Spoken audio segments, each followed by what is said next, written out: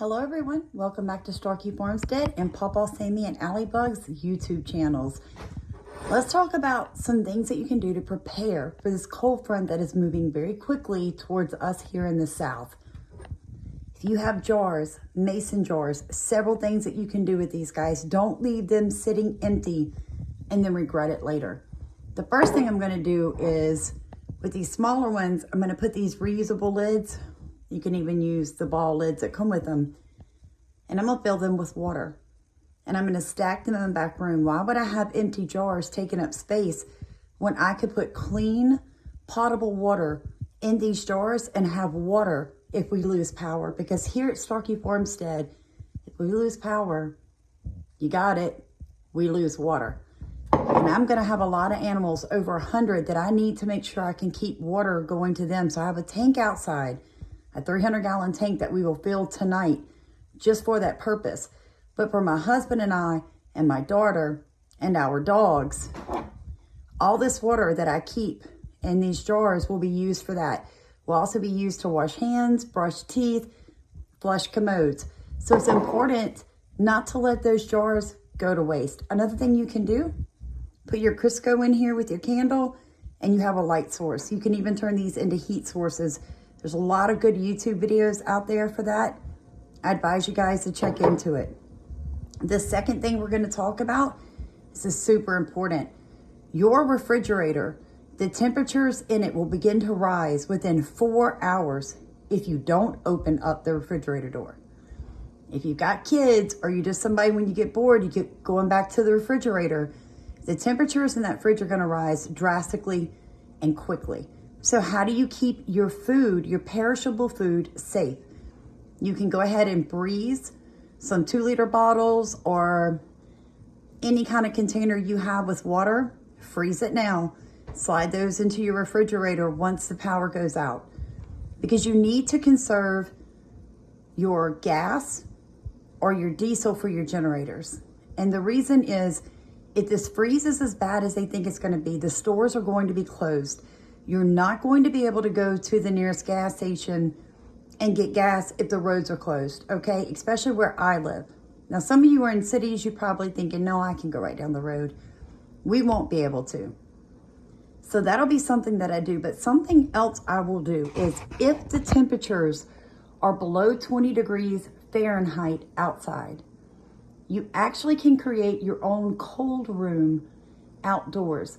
So on my back porch, I will take containers and move my cold foods into those containers, and I will cover them. I'll keep them out of the direct sunlight, but I will make sure the wind and the cold can keep them below a certain degree in temperature-wise. I'll even put a thermometer in the bin to kind of keep an eye on that. And the reason I'm saying that is, our generator will be used to run our water well or the heat. I can't run it all. So my outside deep freeze and my inside refrigerator freezer won't be plugged in to the electrical grid, because I have a really big AC unit. I mean, a really big one. So I need to be able to run my generator for 12 hours and then let it rest. I need to conserve the gas that's going to be going into it. Guys, the worst thing that people do during this time of year or when hurricane season comes is run that generator 24/7.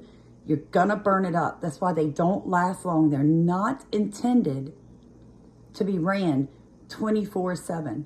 So you need to think outside of the box. You need to think about creating some form of a cold room to keep your frozen foods frozen and your cold perishable foods edible without you getting sick. And the best way to do that, if it's below 20 degrees outside, is move it outside. Now, don't put it directly into the sun. That could be bad. That could increase the bacteria in it. And if the temperatures, like they do in Louisiana, get above 32 degrees, you're also going to have a problem. Cold foods from the refrigerator need to be about 40 degrees. Freezer food needs to be below 0 degrees. So you're really going to have to think through that. I found some really good sites. One of them was the Food and Safety Administration. And you might want to go and check out what they had. said about keeping frozen foods, frozen and perishable foods safe when you don't have power. But taking some of those things outside might be your best bet, because if you're like us, you're not going to have enough generator strength to run everything. Now let's walk outside. I'm going to show you something we did to protect our livestock. And I hope this helps. You need to remember, it's not the cold necessarily, at least down here in the South, that will kill your livestock. It is the wind and the rain landing on them and freezing that will really kill your livestock. So if you have the correct bedding and you have a windbreak, you can actually keep your animals out in extreme cold and they will be fine. So Putting a barrier up between the rabbits and the wind.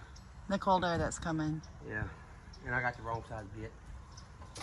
What size bit do you need? A 30. I'm gonna go get it.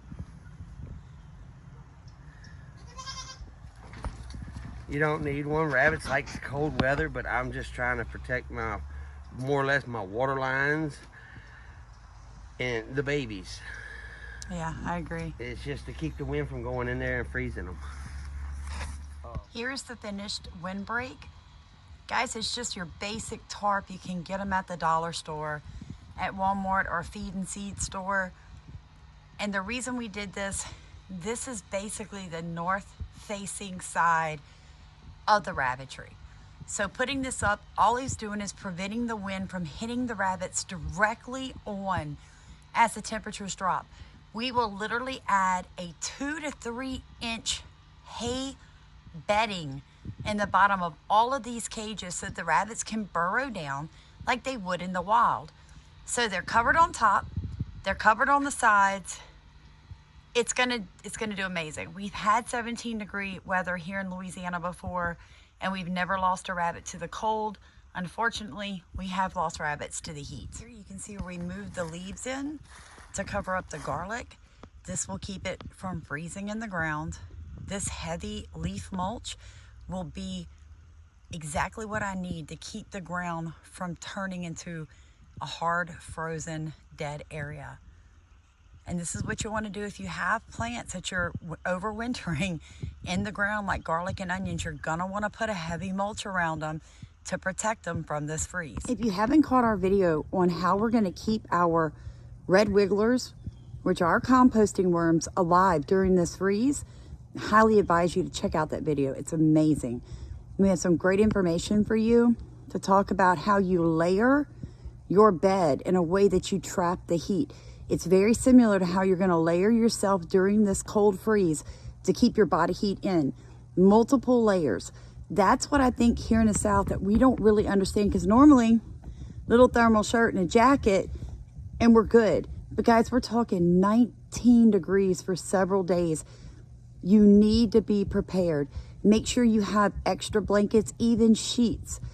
Something I learned a long time ago. You put all your blankets layered on your bed, then you take a sheet and cover it over the last blanket. For whatever reason, sheets are put together to where they can trap air better than your average blanket. So that's another tip for you. Just make sure that you have water, that you increase the feed of all your animals starting today. Let them feed them earlier in the day. Let them begin to create that heat that a good nutritional food source will provide for them. Get some oats into them, whole kernel oats. Get some black oil sunflower seeds into your stock. Get some sweet feed into them, and make sure that you have enough hay that you can put a bedding down in your dog houses. We have a livestock guardian, okay? So he will go up overnight during the worst of the freeze. I'm not gonna leave him out here. I have fencing. I have to trust that that fencing is gonna stand if we get attacked in the middle of the night. But he will go up. But even though he'll be in an insulated room, there will be no heat. So I will lay him down a bed of hay. The same for the baby goat. She'll be in the same room with him like she always is. And she will have an area of bedded hay that she can get on. The wind won't be able to get to them. Their body heat in that hay will generate enough heat to keep them alive and keep them safe. We're already increasing our feed across the board for the rabbits, the chickens, the quail. We have baby chicks. This is gonna be not so fun, but I'm always looking forward to things like this, because as we move through this storm, I will see where my weak areas are. And next year, I will correct those areas. So you guys be safe. We thank you for watching. Please like, comment, and subscribe.